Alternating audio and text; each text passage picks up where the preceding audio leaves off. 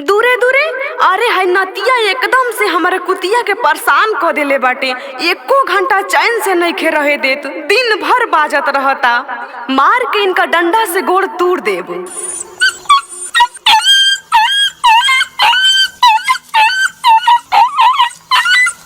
अरे है कौन मरलस हमरा कुतवा के रे? हम मरनी हरे, अपना कुत्ता के बांध के रख, ना तो बवाल हो जाई। का बवाल हो जाई रे? का करता हमर कुत्ता? का करता?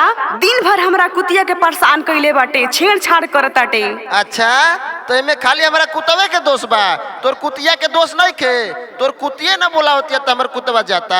अच्छा, तो तू अपनी कुत्ता के साकावे ही तरे, देख कहियो बवाल हो जाता कि ना। का करबी रे? ऐसन का करता हमर कुत्ता? सुन का करता।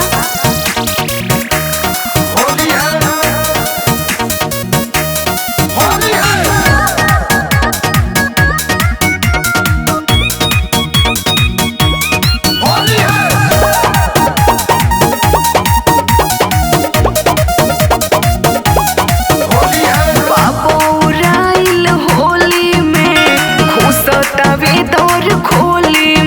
अरे देखा के का देखी रे?